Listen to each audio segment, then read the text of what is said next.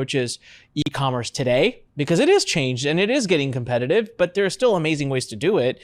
And then make sure you show up to our actual workshop, learn.com/Adrian. And on the workshop, you're going to see him actually show examples. And I mean, it's going to be much more interactive and you can ask him questions as well. So Adrian, let's say Andrea came to you today. Walk us through the steps you would take her through to start making money in e-commerce.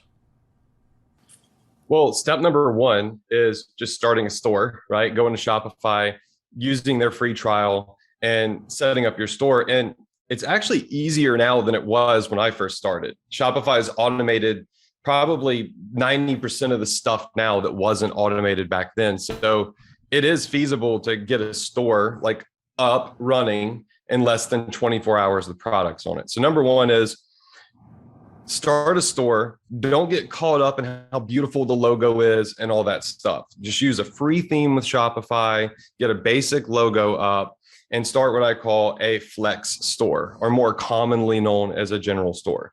I would say that's step number one, because a lot of people might come in and say, Andrea might say, I just want to sell this particular type of product. And I would say to her, hey, that's going to box you in. And if that product doesn't crush it, you're going to have to go build a whole new store, whole new logo, all that stuff. By building these flexible stores, you can start rapid testing different types of products and different types of niches, because we have no inventory. So we can start testing everything pretty much with no risk. And so we'd set up the store, a general store. You can figure out what you want your brand to be as you generate sales. The second thing I would do is I would say, let's go and let's look at some niches that have customer regeneration every single day. These passion niches that are massive with huge audiences that we could tap into. That's going to spend a lot of money on products like dogs, for example. People will buy more stuff for their pets than they will themselves or their own children. And so that would be step two, is just let's identify one of these big niches that are so easy to tap into. Because you don't have to sell to these people. You have to market to them. There's a difference between marketing and selling.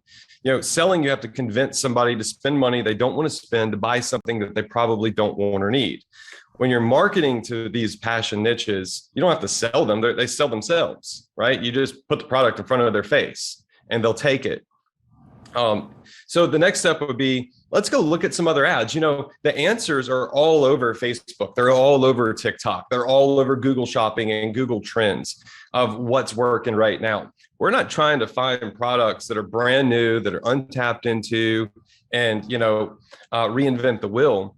I would say to get started, what you need to do is duplicate what's successful already. Someone else has already gone out, run ads, done a lot of testing to figure out what's working. The great thing with drop shipping is we can go in and get that same product or something very similar to it and start testing it. And most of the hard work is done for us, right? So we know that there are good odds. So that would be the first three steps: is start a store, make it super generic, find something that's already viral and working right now, and then plug it in and just start running some very cheap ads, $5 to $10 a day, because the products that we're selling legit are like, the customers are paying anywhere from $5 to $10 for them. It's so easy to get them to want to buy these products. It's at an irresistible price point where they want to buy more than one at that. So it doesn't take a lot of money to test ads. You don't need $500 to figure out if a product is going to work or not. You need like $25 or $15. Wow. Okay. All right. So let's, I've got some questions about these three steps. So first, you said start a store, you use Shopify.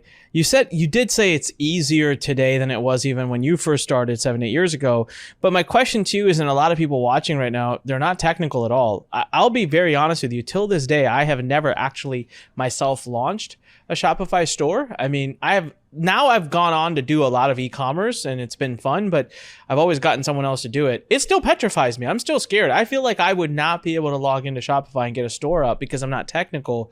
So there's definitely a bunch of people listening that are thinking that. So talk to that person and answer this fear for them, or for me. Talk to me. Yeah. I mean, look, we're always more fearful of something than we really should be. We always think it's way harder than it really is. The key is just pressing start your free trial on Shopify. And when you get inside Shopify,